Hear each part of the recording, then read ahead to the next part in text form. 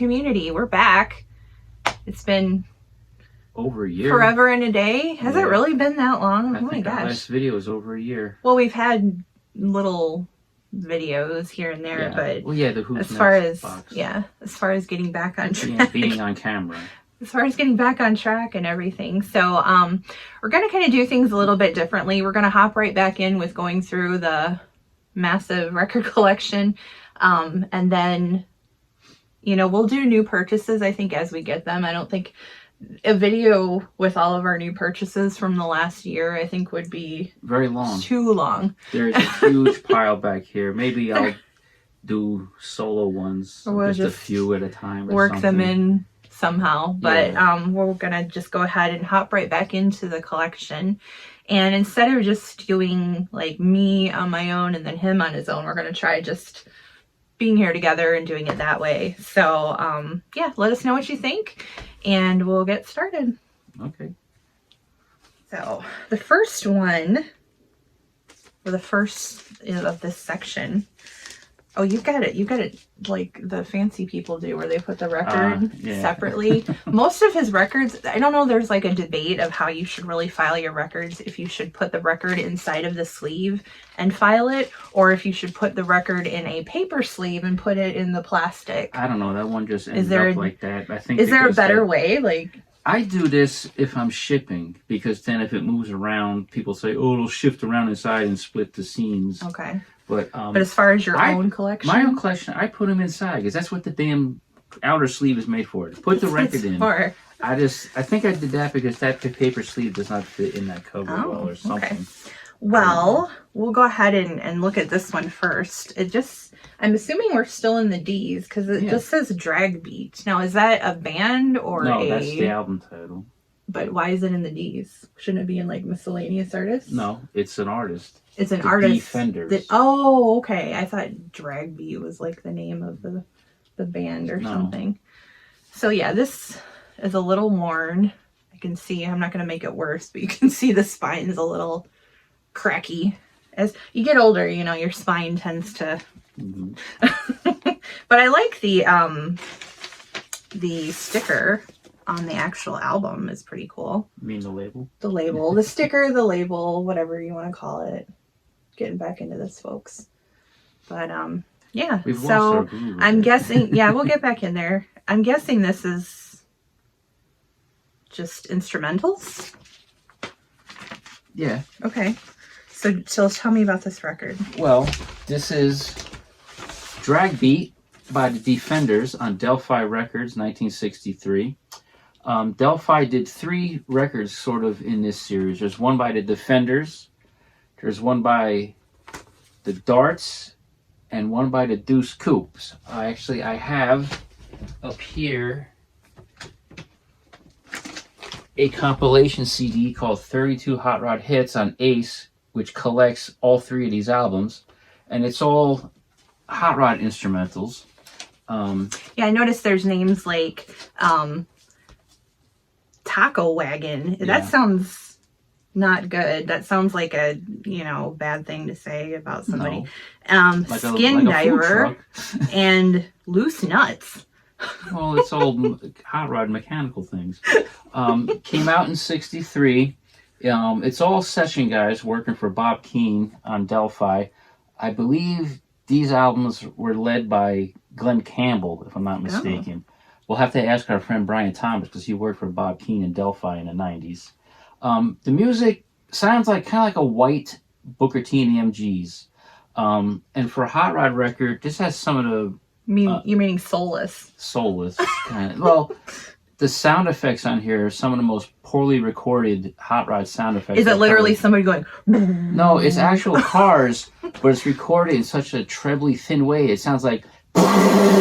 instead of big rumbling loud cars. Well, there's some cars that go by the house that sound like that. Yeah, but when you see pictures of Tom McCullen's 32 Roadster, the quintessential hot rod, you expect big rumbling noises. I have to point out on the back... We have the drag racing glossary, where you can learn how to talk like a drag racer. Like well, I don't hear you use these terms. They're kind of outdated. Feather-footed. You've heard me say Fueler, bench gasser, racing. Lunch, Holland Mother. That's a Holland Mother. High cog, low cog, never heard that. Skins, winding up, top in, sandbagger, fink, seagull, in the chute, stroker, mill, mopars. I've heard that a lot. Run for the tin, put the can in, juice, punch, box, tack, run a typewriter. So, you know, if you're super interested, you can take a screenshot and learn a new language. So, where'd you get this record? Somebody did like this because they underlined some of the titles on the front. We found this. We went down to some town. We meaning we? Yeah, we went to a secondhand shop in, I don't remember if it was Rose City or Reed City. Very economically depressed looking little town. We went in this resale shop that was like just jam packed with mainly NASCAR things. You could barely walk through. I have a vague memory of this. And there was this really big guy just sitting there on a stool like, hi, how are you? And there was one box of records. I found this, The Angels, My Boyfriend's Back, and something else. Okay, but it was cool to have. I mean, you know, since I had this all on CD, it was like probably it was Rose City. Rose City. It was just probably like $1 or $2. But I had to buy it for the cover because, like I just said, anything drag racing the and cars. quintessential hot rod on there. Tom McEwen's 32 Highboy with the Ed Roth Flames. That's also on the Shutdown comp. But anyway, Drag Beat by the Defenders, Delphi Records, 1963 hot rod instrumentals. Ooh. Oh yeah, this one has a little something special. This one. All right, we've got The Bunch. Now, why isn't this under B? Because on the spine it's credited to Sandy Denny, so I don't know. It's just the first artist, right? Yeah, but Sandy Denny, Richard Thompson, Tyler Hutchins, Pat Donaldson, Dave Maddox. I almost said Dave Matthews, and then that would have to just go completely out the window. Yeah. Dundee Horns, Jerry Conway, Ian Whiteman, Trevor Lucas, Linda Peters, Tony Cox. Now, the only people that I recognize are Sandy Denny and Richard Thompson. If it's the Richard Thompson we all know and love, right?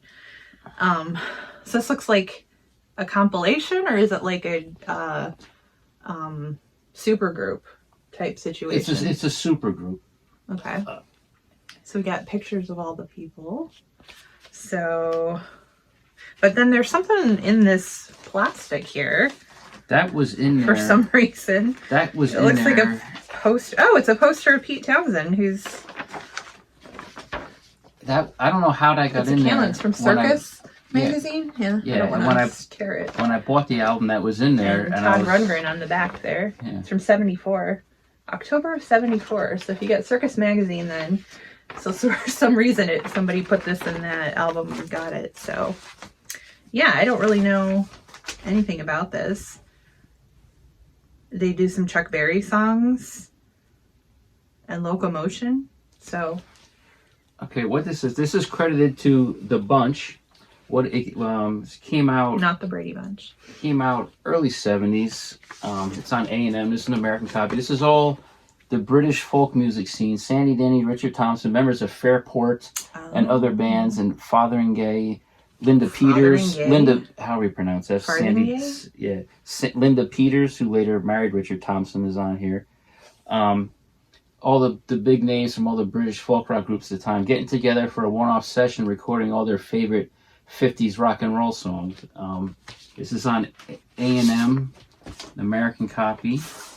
Nothing special, the old brown label. Did you pay $9.99 for it? There's a price sticker on it. I got this out of Izzy's because he was a huge Richard Thompson fan. Fortunately, it's getting old, the cover's splitting. I don't know if that was his price sticker or not. $9.99, but yeah, I got this out of Izzy's. I don't know if the American copy came with it, but the British copy came with an added flexi disc where they do 2 more songs, and one of them is Sandy Nelson's Let There Be Drums, which now if you buy this on CD, you get that as bonus cuts. No, they do it as instrumental. Okay. But they do all your favorite 50s rock and roll songs. They do Crazy Arms, That'll Be Today, Don't Be Cruel, Willie and the They do Nadine. Nadine, Chuck Berry. Is that the song they keep quoting on this season's Fargo? Yeah. Anybody else watch Fargo? We're hooked. We watched like all of the seasons. We hadn't watched it, and we just recently watched, just over Christmas time, watched everything. So every season, obsessed. and now we're caught up on the first season. So yeah, this we're just winging. I think this is like 1972, 3 the latest. But The Bunch. But on the sleeve is credited to Sandy Denny, and the album's So called he The Bunch. files So I it put it in the under D. That's how we Ds. had it filed in the store. So The Bunch, A&M Records, 1972, I believe. You know what we need? What? We need, and this isn't in your generation, but the Reading Rainbow thing. Is there? You know, I was going to ask this while we're on the topic of generations. Is there anybody else in the VC that is around my age? Because it's either, you know, the older or the younger folks, but I don't know many that are in. I think Marsha P may be around. I think she's younger. I don't know. What's called like a Zennial, if you're born between 77 and 82. And I was born in January of 81. So I don't know. Is anybody out there around my generation? I don't know. But anyway, what made me think of that is Reading Rainbow. When the kids used to present the book that they were reading, there was this little like, there's like a musical cue between each one. I'm like, we need that for our show. So I need to find that somewhere and put it in there. Oh, well then, of course, maybe this is why you have these together, because you have Sandy Denny up next. So let's see, this is from, there's no date on it, but I can see that she does songs by Bob Dylan. You know, folk, British folk, I guess. I really don't know much about her, or I mean, I've heard of Fairport Convention and the things. I know you like it, but I don't know if it's my thing or not. I've yet to come to a conclusion whether or not it's my thing. The brown A&M label. So this is, of course, like she said, Sandy Denny. This is her, you know, one of the greatest female British voices, female rock voices ever. This is her second solo album, which I believe is 1972. Cover photo by photographer David Bailey. It's a cool photo. Yeah, this is the photo that defines her image. Self-titled, Sandy, recorded at Island Studios. Of course, Richard Thompson's on here. Her future husband, Trevor Lucas produced it. That's her future husband, who was in the band Father and Gay with her. So is she like a British? I mean, if you were to compare her to American, like Joni Mitchell, kind of. No. Hard to, I don't know who I'd just compare it to. Well, it's okay if she's not like anybody else. That's fine. Well, it just made most me wonder, mainstream like, people may not know her, but they may know she's the female voice who's singing with Robert Plant on the Battle of Evermore on Red Zeppelin 4. Oh. Yeah. This was recorded, I think, kind of concurrently with the Father and Gay album, and there's something about it was one of the first ones. Something I read. It's something about the studio it was used, recorded in. Gatefold sleeve. That's all her artwork and handiwork. That's there. Cool. She wrote all those lyrics out. That's cool. Let's get a little closer. More like a singer-songwriter album. You wouldn't, with all the things I listen to, you wouldn't think it'd be my thing, but it's good. Around this time, she also appeared on stage with the orchestral version of Tommy. And according to one of my books, her and Pete Townsend had a brief affair. I don't know how true that is. Did she have like a tragic ending or something? She fell down. She fell down a flight of stairs, had a head injury, and died from that. Young? Yeah, it was like 1977 or so. Oh my gosh! What year is this album? I believe this is 1972. Yeah, 1972. Sandy Denny on A&M Records. Original? Yeah. She does, you know, because she just said she does a song by Bob Dylan, Quiet Joys of Brotherhood. Tomorrow is a long time. Yeah, Tomorrow's a long time. Quiet Joys of Brotherhood. That's Richard Farina. Yeah. I always want to say Farnia. And the like first Narnia. track on side 2, Listen, Listen, was the single and was chosen to be a hit by the press in Britain, but I don't think she ever had big hits over there. But a really, you know, she has a beautiful voice, a really pleasant kind of like Sunday morning kind of record, female singer-songwriter. Maybe you put her in the same American counterpart might be Linda Ronstadt before Linda became very mainstream and less edgy, maybe. But I just find it weird that like the Sandy Denny led Fairport didn't come to America for shows because she said she had a fear of flying. But then when she went solo, she made it over here and did shows at the bottom line and stuff. Overcome her. But this is I don't fly. Really, really nice record. Sandy Denny, 1972 A&M Records. Look who's here to say hello if he wants to or not. Say hi, Oliver. Say hi. He's like, oh gosh. He's very camera shy. Say hi to Cat. We say hi to Cat every time he comes on the screen when Steve has Cat on there, or when Cat makes his appearance. Okay, well, he's kind of boring. He's not as interesting as other cats, right? But that's okay. Oh, look at that face. So this next record looks a little more modern. It just says Ptoof on the front of it. The artist is, oh, the Deviants. Ptoof, or whatever you want to say. Ptoof, without spitting everywhere. Has a gatefold. Now, let's see. 1997, Abraxas. I don't know what this is, and nothing really looks familiar. Here you go. Okay, this is the Deviants, Ptoof, their first album from 1968, a 1997 reissue, I believe, out of Italy. The Deviants were formed in 1966 by Mick Farren, who later became a well-known underground journalist. They're considered kind of a proto-punk band, like British revolutionaries. Best way I've seen them described is a cross between the Stooges and the Mothers of Invention. This was released in England, I think on their own label, a name which I cannot remember right now. Demon Records? But then what's that? Scene Music or Demon Records? No, it was like done through their newspaper, the International Times or something. Oh. But kind of sound collages, a lot of stoogey guitar riffery. The inside cover, well, this is a reissue and not an original, but the original had more writing, and I think it folded out more. Because Tuco, who we miss watching, found an original of this in his last video. And before I was an employee at Izzy's, an original American copy came through on Sire that a customer took. But the original, I think, had a much more fold-out cover with quotes from other artists and musicians, and I had a quote from Pete Townsend in there, but I don't know what it was. Can I see the record? I think my favorite song on here is Deviation Street. I think the most well-known one on here for people is I'm Coming Home and Garbage.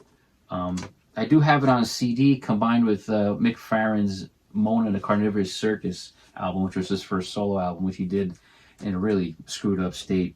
But yeah, this is a reissue on Get Back, which it's kind of like a bootleg, but very crazy band. Like I just said, cross between the Stooges and the Mothers. I actually tried to tour America in '69, but it was a total catastrophe, and they almost think the band members got stranded here. Oh, and one member, I don't know if he was in the band, but he was in the offshoot band, the Pink Fairies. A drummer just passed away. Oh. Yeah, so yeah, nice. This is the Deviants, a reissue of their 1968 album, Ptoof.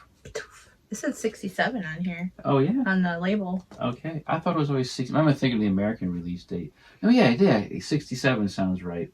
But it's on their own label called Underground or something like that. I'll have to look it up. Anyway, yeah, crazy record. We got more car-related stuff. You know, anything with a drag car, what do you call it? A hot rod on the front of it. You know, John's gonna have in his collection. But yeah, this is basically two pieces here. The Deuce Coupes Shutdowns. I'm guessing more hot rod music. Do they do like Beach Boys songs or something? No, it's all originals. Okay, it's on Crown Records. Yeah, this is. Wow, this is old. Oh my gosh, look at this. If you look at the label, John wrote his name on it. You must have had this when you were little or young, real young. Because that looks like a scribble. Okay, what this is actually one of my dad's records. Oh, and but you wrote your name on it. It migrated into the collection because of the cover. And as you can see, it was very well enjoyed because you can enter this cover from all four sides. And the thing, this is what I call a grocery store record. They're made on a budget label on Crown, which is a Los Angeles label run by the Baharis brothers. They put records out every day. It seems for years. They would have a guy come in, record a session. Hey, we need an album of Hot Rod songs. and I believe this is session guitarist Jerry Cole doing this. And this actually isn't a bad album musically. There's actually some decent songs on here. My favorite one is a song called, the title's really screwed up. It's called, on here it says 36 3-window coupe, but the album, I think it says like, it says 36 window coupe. 36 windows? Yeah, but I think what they mean is 1936 3-window coupe. It sounds like something a Brooklyn band, the A-Bones, would have covered.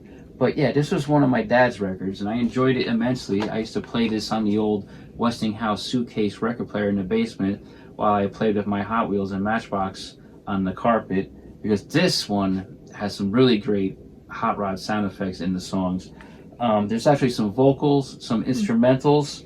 The weirdest song is Going, Going, Gone, which seems to be like outtakes from the session where they were just, the band plays with a drum intro and then it stops and the saxophone goes dun, dun, dun, dun, and the drums start and it plays for a while, then and there's a car peeling out and it stops, and then the saxophone again goes dun, dun, dun, dun. It's just like total filler. But yeah, I believe it's session guitarist Jerry Cole and Sidemen who did this like in an afternoon.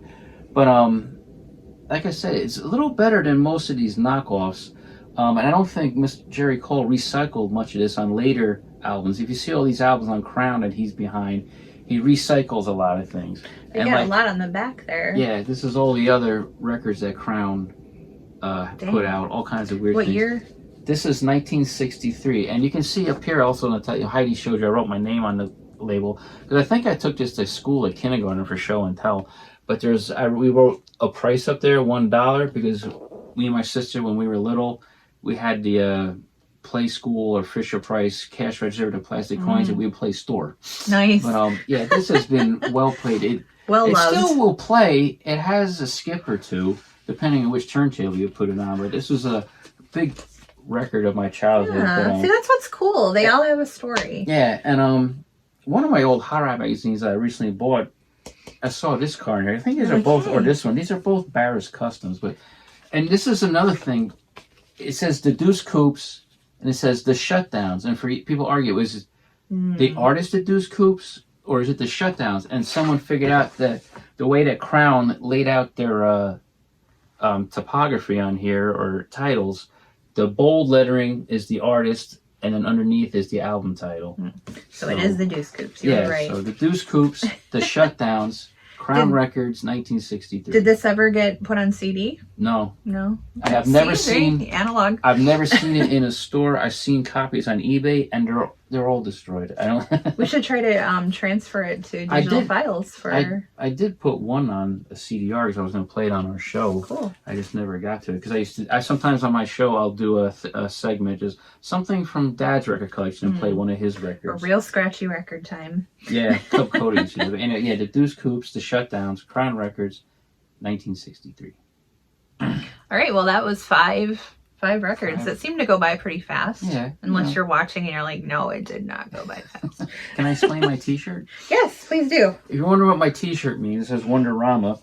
Wonderama was a kid's show in New York City on the New York City channels. Started in the 50s, but my age, I remember the very famous amongst my generation 70s version hosted by Bob McAllister. It was like a free-for-all kids show that aired on Sunday mornings for like 4 hours. Dang. And that's what was great, because your mom would make you leave, go to church, come back, it would still be on. And What'd you miss? It was like a Howdy Doody type thing. There were songs, games, guest stars. Could you be on it? Yeah, I met a kid who was on it. It was this kid, I can't remember his name. Bundle? He was a big fat kid, so we called him Big Kid or Blotto. He had a 65 Plymouth Fury. When he sat in it, he went like this. He was on it, because he participated in the game where you ran around and had to sit on balloons and pop them. And it's like Bozo was in the Chicagoland area. Their theme song was Kids Are People Too. We might be young and not so old, but we got problems of our own. Kids are people too. Waka-doo, waka. I have the soundtrack down on roulette down there. Of course you do. I've heard it before. I've heard you playing it. There was a segment called have you got any good news today? Or have you heard any good news today? And that's toxic positivity. Bob McAllister, the host, would walk around singing this song. Have you heard any good news today? I'd like to hear what you have to say. And he'd reach the microphone into the crowd. You know, a kid would say, "My mom had a baby. Oh, I got an A on my math test." What if our friend Michael Lynch says he swears up and down that a kid, he got the microphone in his face. He swears up and down his kid went, "Our house burned down." What do they do? How do you transition from that? Yeah. Like, and then, oh, I'm sorry. Let's move on. The most well-known game that we remember was the Snakes and Flowers. They would have these tubes like big Pringles cans or tennis ball cans, and you had to, if you pulled it, you had to grab a can and pull out the flowers, and then you won a prize. But most times you lost because you opened up the snake. It came out with confetti. Yeah, Glitter bomb. I have the DVD, a bootleg DVD of Wonderama clips. Yeah. And they always gave away Lender's Bagels, this weird candy bar, all kinds of games, Evel Knievel bikes. Ooh. I always remember when George Barris, the car customer, came on, and he had that car that he made to promote Johnny Cash's One Piece at a Time. It was made from every piece of your Cadillac. Remember Muhammad Ali coming on? Wow. Yeah. Was it in New York? Yeah, it on Channel 5. No master tapes exist except for a small handful on that bootleg because Metro Media, in all their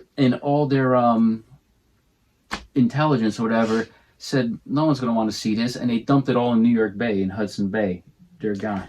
If he can have a Wonderama shirt, I need a Today's Special shirt. Anybody? Look for that. Oh my gosh. Okay, if we're going to talk about old kids shows, and very few kids my age even remember this show, but every time I run across somebody who remembers Today's Special, it's like we're kindred spirits. Kindred spirits or something. But Today's Special, you can look it up on YouTube. It was my favorite when I was that age. I mean, it was great. It was about a mannequin in a department store that comes to life at night, and they have all these adventures with like the little puppets, and it was a mouse. It was wonderful. Yeah, it was a Canadian show, but it was shown here in the Midwest, I guess, on PBS. I think probably is where I saw it. Nickelodeon when we first maybe Nickelodeon too, because that was around the time they had Pinwheel and stuff like that. So Rusty's Treehouse. Yeah, I don't remember that one, but yeah, Today's Special. I wish they had a record of that because they had a lot of music on that show. So I'd be singing. I thought we did find out there was a record.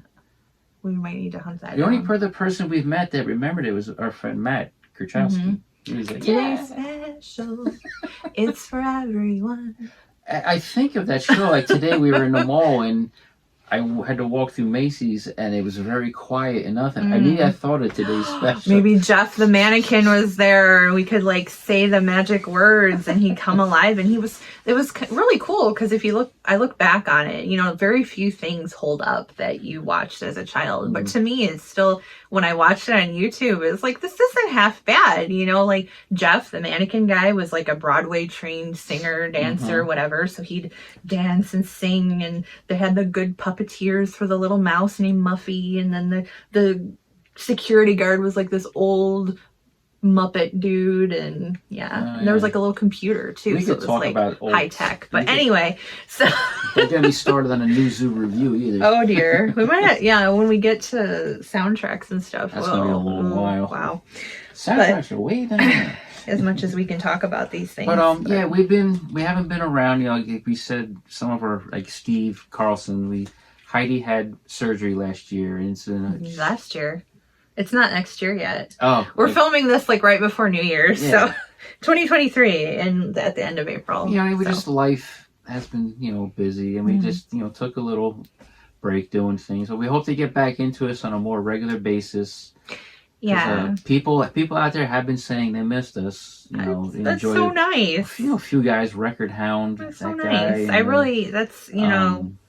That's JT's Record Room. Yeah. The people that we watch really regularly. TC Cat exists. Well, next time we do a video, we'll make a list of everybody we like and say hello. Yeah, but special, we have our subscriptions, and we have the people that we watch fairly regularly because they put out videos really regularly. So always, Steve Carlson and JT of Record Room, and Of course, now that we're sitting here Yeah, on the now see, spot, I I can't can't think think of of anybody. anybody. It's going to be like, duh. Yeah, all the people we Yeah. TC Concert Cat, Buddy. Trent's Records. I like Yep. that guy. Yep. He doesn't come around much, but I like that Yeah, guy. and Tuco, what happened to him? We loved I finding love his stuff. watching I Tuco. hope he's okay. And Don. Don, the old goat. The old goat. That We old love goat. him. We watch him all the time. What a day, huh?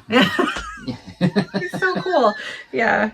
So yeah. so we're around. We're here. Leave your comments below on what you thought of these records or just anything else we've happened to have verbally vomited all over the place on this Happy show. to see us again.